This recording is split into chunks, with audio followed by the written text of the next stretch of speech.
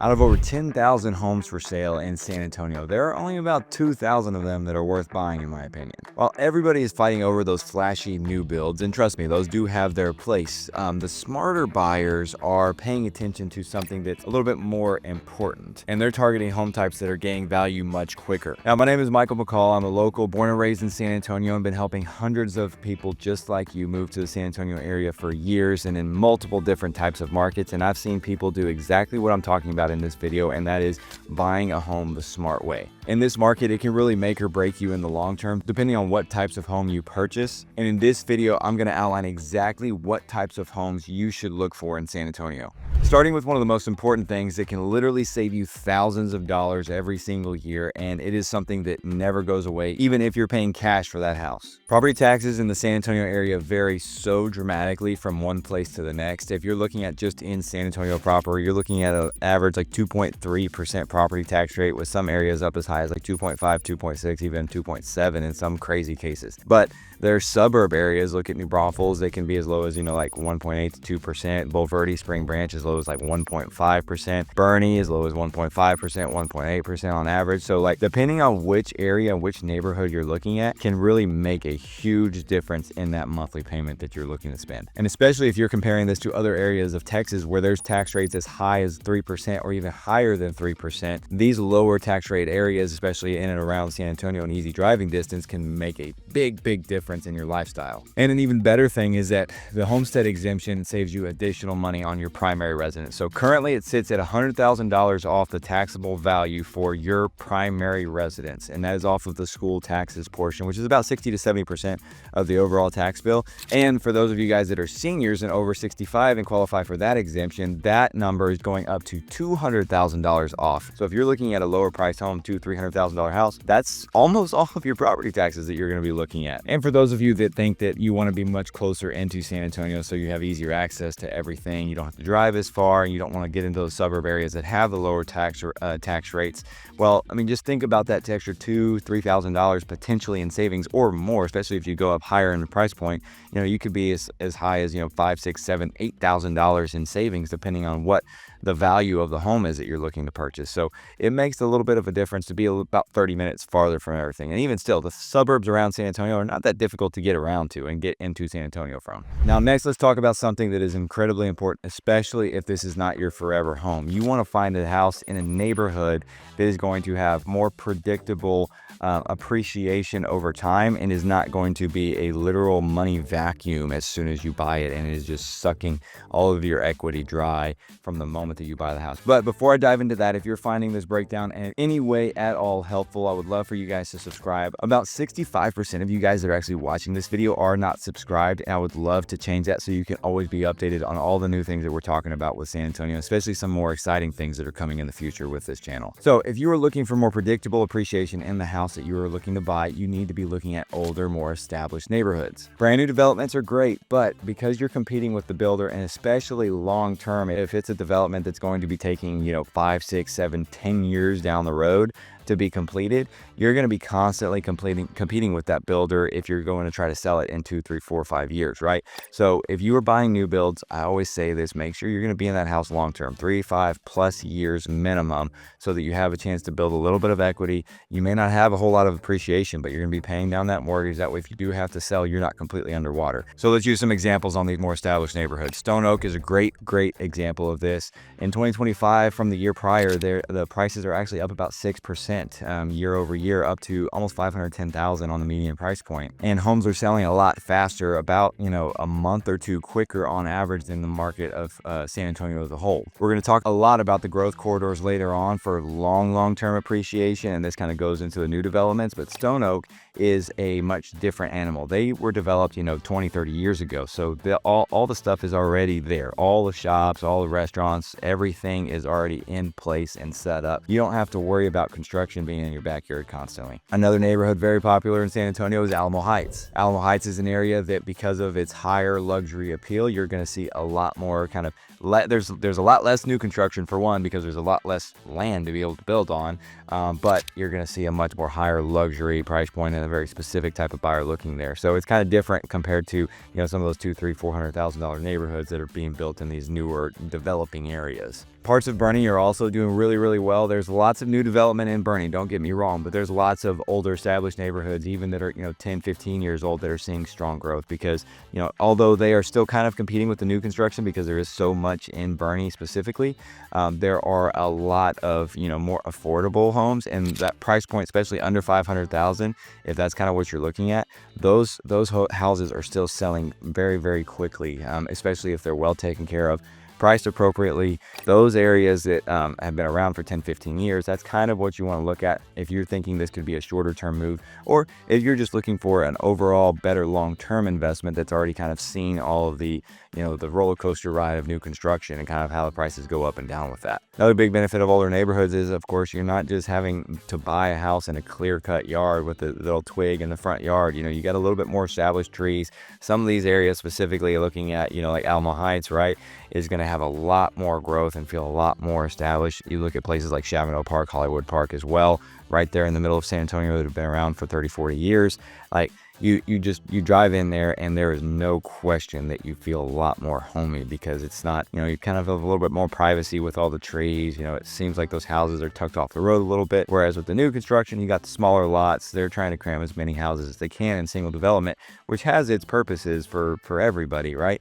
But these neighborhoods that have the more established feel to them tend to appreciate a little bit more predictably. Now, here's the thing. You can have the perfect neighborhood, and I would say that is probably one of the most important things to focus on, is buying in the right location and in the right neighborhood. But depending on where the house is located within that neighborhood can also make a drastic difference. This might seem like a small detail that not a lot of you may be thinking of, but depending on which direction your house faces can actually make or break the way you actually can enjoy your home and your property as a whole. So if you get a new construction neighborhood, like I already mentioned, they clear cut it. You don't have a whole lot of trees. This isn't as much of a big deal if you're looking in one of those neighborhoods like a Chavano Park with all the trees and everything that keep everything shaded. But if your backyard is facing west, and if you're somebody like me that likes to have the kids outside, you like to throw some meat on the grill and do some steaks and burgers and have some people over, watch the football game, like that's the kind of atmosphere where if you have the sun, the Texas sun, beating down on you from, you know, 2 o'clock in the afternoon all the way to 8 o'clock at night in the summer,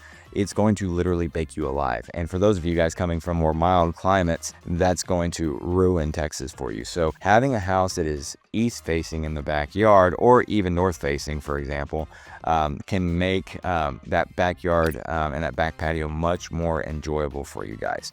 But, you know, talking about other kind of minor things that, you know, are just kind of side notes, you know, if you're on a busy intersection, if you back up to a commercial development, like all those things, like finding the right lot, right location for the lot itself, even if you're in a really good neighborhood, it really makes a big difference on the value of that house. Now, if you're a long-term thinker like me, being in real estate, I am always thinking about the long-term investment of each and every home that I'm looking at. You're going to want to think about, where is this area that I'm buying in headed in 10 to 20 years from now? San Antonio, but no question about it, has tons of growth happening. I've talked about the $8 billion plus worth of developments that are coming to San Antonio and are going to completely reshape this area. And the areas that are growing the most are areas that 10, 20 years from now are going to see drastic increases and changes in the real estate environment. Like you look at areas like from 35, you know, going up towards New Braunfels and the whole corridor of 35 between San Antonio and Austin and how all that's growing. You look at places like downtown, and if Project Marvel does go through and the new Spurs stadium is built down there, and what that's going to bring to all the communities in that immediate area, right? And the values of those properties and how they're going to go up. Now let's get into some of the specifics. When you look at the I-35 expansion, you know, they're currently widening that and making it a lot easier to go down. You look at that and you see, okay, there's lots of growth going on in that area, right? Also affecting Schertz and Cibolo, Randolph Air Force Base being right there, lots of military families. And New Braunfels, everybody knows about New Braunfels by this point. If you don't, let me refresh you. So New Braunfels was the second fastest growing city in the entire United States, growing 12.5% from 2022 to 2023. And it's got some of the best developments going in with Mayfair, Barramundi. You look at, you know, other neighborhoods that are kind of acreage communities like Vintage Oaks that have some custom home options. You look at the places like Creekside that have smaller communities built in, you have townhomes, condos, it's walkable, the shopping's all right there, tons of restaurants. It never ends with New Braunfels. Like, that is one of the hottest places right now, and it has been for years. There's also the working age population in New Braunfels increased by 22% in that time period. So you got to think more jobs, more money flowing into the economy. So it's going to continue to grow New Braunfels because more money flowing into the city itself. Now let's get into something that I don't talk a whole lot about on this channel, and it's something that people don't really consider whenever they think of San Antonio personally, but it's something that, because there are more limited options in this category, makes this type of neighborhood even more appealing. So for this category, we're talking about some of those areas directly closer to downtown. Those are the more lifestyle and walkable oriented neighborhoods. Some of these areas you look at, like Tobin Hill, King William District, Southtown, all the areas in and around Broadway, kind of right there by the Pearl District, all these little kind of cluster of neighborhoods that are focused right in and around the downtown Riverwalk area. All these areas, have that older historical charm to them. So you've got, the places like the King William District, where it's a very high-end luxury area, very high prices. You can literally hop out the door, walk down to the Riverwalk, walk to downtown, go to the Blue Star Arts Complex, go to Southtown. Like, there's all kinds of stuff that you can do in that general area, and it is a very, very big appeal to a very specific type of person, and has made prices continue to go up year and year and year. Like I mentioned just a second ago, these areas too are going to be close to the big development that San Antonio is really pushing hard for right now. I mean, when the Spurs create that new downtown facility and that new arena, you've got the new baseball facility that's going to go down there, the minor league baseball stadium. You've got the new entertainment district and how they're going to connect with that land bridge. There's so many different things that's going to cause that area to just explode with all of these expansion projects that they're talking about right now. Now, this next one might surprise you, and I've talked about it a lot, of course, because it's very prominent in San Antonio, but whenever it comes to buying in a neighborhood, most of the newer neighborhoods do have the HOAs.